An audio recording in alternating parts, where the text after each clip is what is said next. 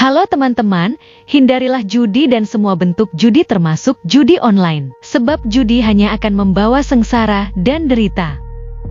Jika kalian melihat komentar spam bot seperti ini, mohon bantuannya untuk melaporkan komentar ini dengan cara seperti ini.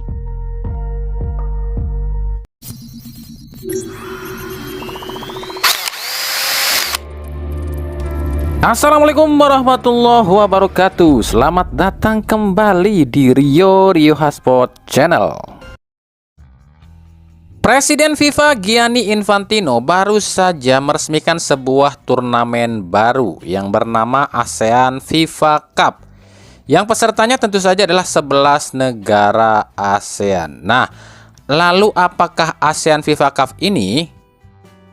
Dikutip dari berbagai sumber, ASEAN FIFA Cup atau mungkin kita singkatnya AFC atau FAC kali ya, digadang-gadang menjadi pengganti Piala AFF. Kabarnya Piala AFF ini resmi ditutup dan diambil alih oleh FIFA, makanya namanya diganti menjadi ASEAN FIFA Cup.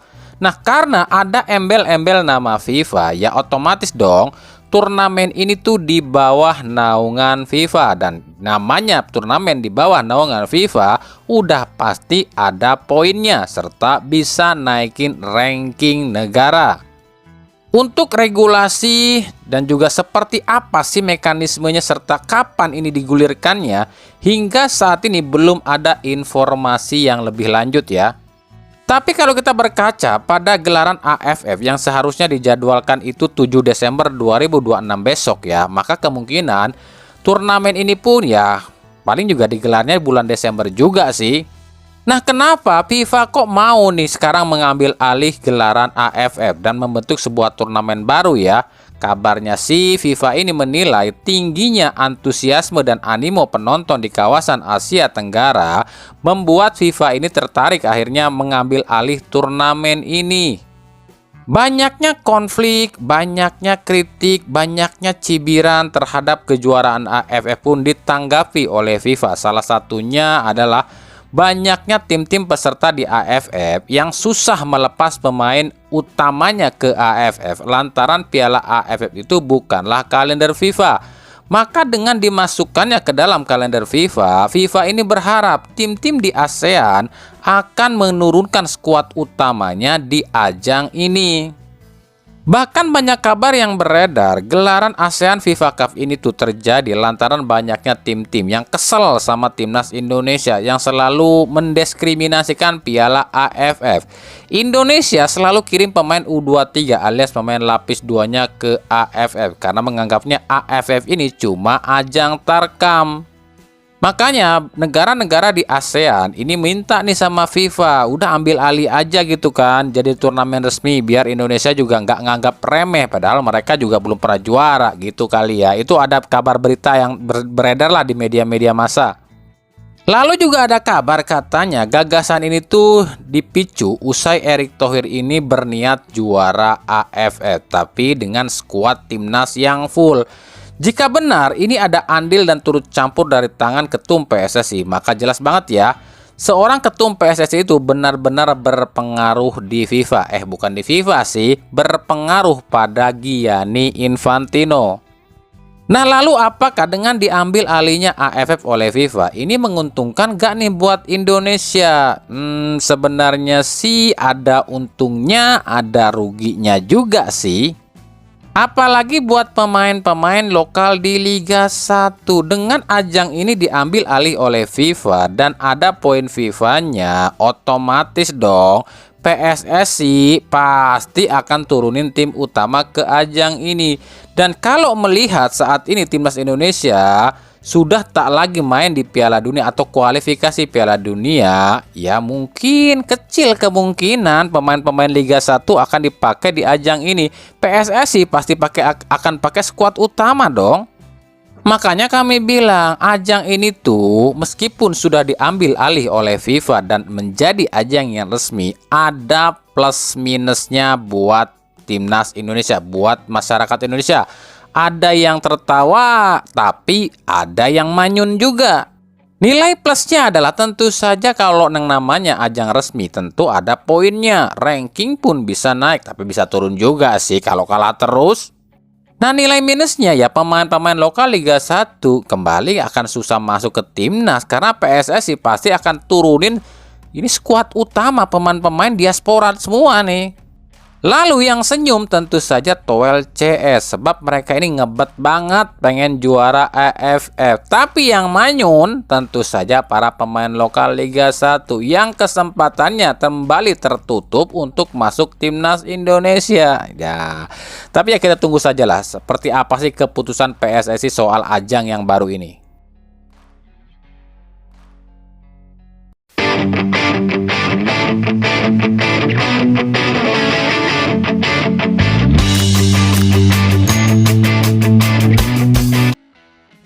Oke, kita ke Liga Konoha dulu sebentar nih ya. Ini laga Arema FC lawan apa kemarin? Borneo FC. Yang menelan 2 kartu merah nih untuk pemain Arema ya.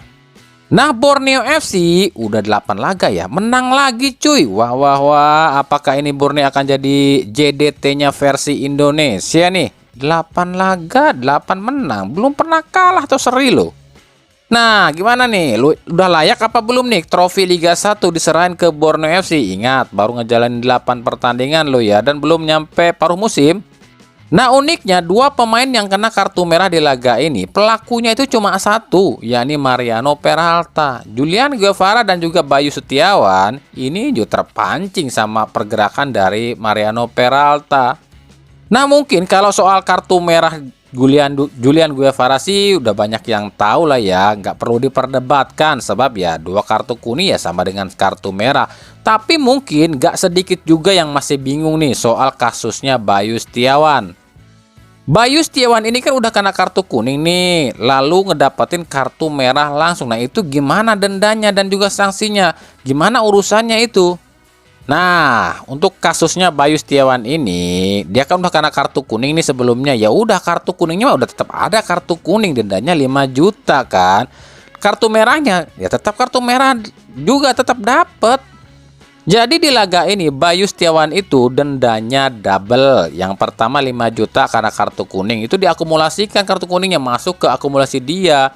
Yang kedua, denda 10 juta lantaran kartu merah langsung. Gimana nih sanksinya? Sanksinya tetap 1 kali larangan tampil. Jadi itu ya bedanya antara 2 kartu kuning dengan kartu merah langsung dan 1 kartu kuning dan plus 1 kartu merah langsung. 2 kartu kuning sama dengan 1 kartu merah, dendanya 10 juta dan juga 1 kali absen. 1 kartu merah langsung, dendanya 10 juta dan 1 kali absen. Sementara 1 kartu kuning ditambah 1 kartu merah langsung, dendanya 15 juta. Kartu kuning 5 juta, kartu merah 10 juta dan 1 kali absen. Itu ya, semoga bermanfaat.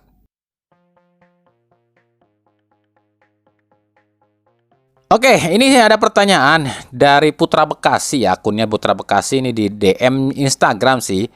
Yang menanyakan soal kenapa nih AFF ini nggak pernah diakui sama FIFA. Nah, ini udah kami jelasin tadi ya. Sekarang diakuin tuh sama FIFA, udah diambil alih. Lalu pertanyaan soal kenapa Bang Timnas U23 yang kemarin gagal lolos ke Piala Asia U23 2006, kok Timnas U23 jalani kualifikasi lagi? Bukannya Timnas U23 itu semifinalis musim 2024? Sebenarnya pertanyaan seperti ini udah pernah kami bahas juga, tapi nggak apa-apa ya, kita bahas secara ringkasnya aja. Kenapa Timnas U23 kemarin jalani kualifikasi lagi, padahal di edisi 2024 itu kan jadi semifinalis. Kenapa kok ikutan kualifikasi lagi? Gini, patut kalian catat dan kalian ingat-ingat di kepala kalian. Piala Asia U23 bukan senior. Yang namanya Piala Asia U23 itu bukanlah kalender FIFA. Jadi itu punyanya AFC. Kalau punyanya AFC, aturannya ya terserah AFC. Dan sejak ajang ini pertama kali digelar di tahun 2013 silam, itu peraturannya selalu berubah-ubah tiap edisinya. 2024 beda, 2026 juga beda lagi. Tapi ada satu yang nggak beda, apa itu? Tim yang lolos otomatis nggak perlu jalani kualifikasi lagi. Itu cuma tuan rumah. Sisanya mau dia finalis kek, mau jadi juara kek, atau semifinalis kek, semuanya ikutan kualifikasi. Lah kalau gitu apa gunanya juara, runner up, terus semifinalis kalau nggak ada hitungannya? Ada hitungannya, itu hitungannya poinnya. Nah kenapa kemarin timnas U23 ini ada di pot 4 dalam drawing ya Piala Asia U23? Karena poinnya timnas Indonesia itu nggak cukup buat jadi di pot 1. Jadi cuma ngumpulin poin doang. Contoh deh siapa, Jepang deh ya yang juara musim lalu kan masuk ke pot 1 karena memang poinnya bagus makanya masuk ke pot 1. Nah bicara soal Jepang kan kemarin juara nih Piala Asia U23. Jepang juga ikutan tuh kualifikasi musim ini. Musim ini Jepang tuh kemarin jalani kualifikasi berada di grup B kalau nggak salah ya, bersama Kuwait, Afghanistan, dan Myanmar. Tapi tetap aja Jepang mah lolos lagi juga sih ke Piala Asia U23 2006 di Arab Saudi. Jadi jelas ya soal ini ya, kenapa Indonesia U23 jalani kualifikasi lagi padahal semifinalis? Karena ya nggak ada yang nggak jalani kualifikasi, semua jalani kualifikasi termasuk juaranya. Cuma tuan rumah doang yang nggak jalani kualifikasi ya.